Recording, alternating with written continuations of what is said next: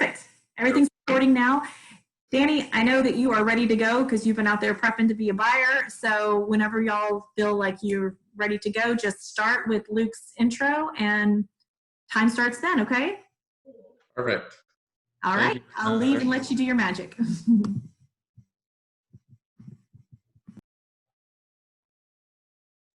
All right. Guess I'll just start. So let me know when. All right. All right, I'm gonna go. All right. Hi, thank you so much for meeting with me today. My pleasure. How you doing? Pretty good. My name is Luke Ashworth, and I'm the co-owner of Secure Dog. How are you doing today? What's that? How are you doing today? Another day in paradise. So tell me why you're here. Awesome. Well, today I'm here under the referral of your friends over at AB Construction. They've been working with us for a whole year now, and they think your facilities would benefit greatly from our services. Have they mentioned us at all? Yeah, that's right. That's how we scheduled this meeting. They said good things about you. Yeah, awesome to hear. So today I'm here to show you how our military-trained canine security defense system will protect your goods and have the same response time as a guard, but also keep an eye out like a camera, and at the same time save you boatloads of money. How does that sound? That sounds like I could be interested in that. Awesome. So could I ask you some questions?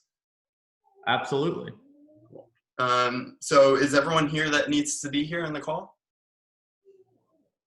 Yeah, I'm the decision maker. Okay. And I understand you're looking to upgrade your current system, right? Yeah, I definitely. We're definitely exploring options. We're having local police. We're working with local police to have them patrol our warehouse more frequently at night, and I'm definitely concerned with recent break-in. Yeah. So is the space you're looking to secure like mostly inside, or is it outside? It's our warehouse, so it's predominantly inside, but also a little outside, I suppose, depending on.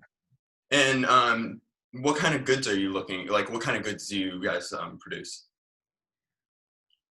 We make audio components, like chips, keyboards, speakers. And as an office manager, I'm responsible about making decisions for the facility. Okay, yeah, and so that's definitely some expensive hardware you want to keep protected. Do you know how big the space is? About the space, it's a pretty large warehouse. I couldn't tell you the exact fee right off the top of my head. Oh, okay. But so how many break-ins have you guys had recently? We've had a few recently. It's definitely been probably between 4 or 5 recently. And how has that been affecting your business? The main, obviously there's some issues with shrinkage that we see, and I'm concerned with how break-ins might affect employee morale and productivity, especially if they need to stay late or come in early, and if there may be a few or other employees on the premises. There's obviously safety concerns, and all that. I could definitely see how that's a problem. So you mentioned that you've been using local police. Are there any other security tactics that you've been using? No, that's kind of the one that we've been exploring for the most part right now, is trying to work with the local police and have them patrol more often. Okay, and it seems like that hasn't really been working out too well for you. Yeah, we've had a few break-ins in spite of that. So do you know how much this costs annually for you? How much your security and insurance? Yeah, I believe I'm paying $40,000 in insurance annually. And I have a fence and old surveillance cameras, but they're not really even connected to a recording device between you and me. They're really just for show. Oh, okay. Just that little red flashing dot you can see. Trying to scare them away. Okay. So, and then my last question for you would be, really, do you have any concerns with dogs? Do I have any concerns with dogs? Yes. Um, yeah, I have a few. I'm definitely a little familiar with what you've got, so I'm definitely concerned about how like a caution bad dog, you know what I mean, sign it may affect our warehouse and send a bad signal to the residents in our neighborhood. And Definitely. and the second question I would have what if one of our employees happens to be allergic to dogs or has a fear of dogs? How would I deal with that? Yeah, well, I can answer all those questions in a presentation I have set up for you. If I could just start that. Absolutely, I'd love that. Awesome. So as I said before, my name is Luke Ashworth, and I am the co-owner of Secure Dog. My uncle and I started this company about 5 years ago, and with my ample amount of business background and his intense military training that he went through, we were able to build Secure Dog into this trusted brand that we are today.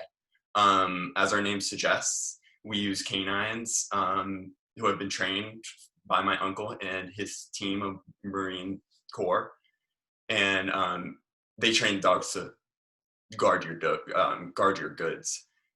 These dogs are all trained daily in like proper aggressiveness and territorial sense, as well as resistance to counterattack. Um, as you can see, I have some testimonials here to show that we are an extremely trusted brand. This is by also including a testimonial from AB Construction. Where was I? Sorry. The catalog of dogs that we have, they've all been curated for dogs that are all just natural courage, strength, and bulk size. Using canines for your security needs combine the response time of a guard, also the keen eye of a camera, and at the same time, it saves you thousands at the same time, as you can see in our savings, compared to a guard, which would be $300 a night. Our dogs are $18 a night. So where a guard annually would cost you $109,000 a year, our dogs would cost you about $6,500 a year. I also with insurance premiums, the savings of we have 20% savings as when you sign with us. So that would be $8,000 annually on a $40,000 a year insurance, which I'm sure you could see how that would help your business. Yeah, I can definitely see that. And on these charts too, we can see that on average, money saved is $8,000 annually, as well as over time, a decrease in break-ins of on average of 75%, which also saves you boatloads of money. Yeah, I can see that.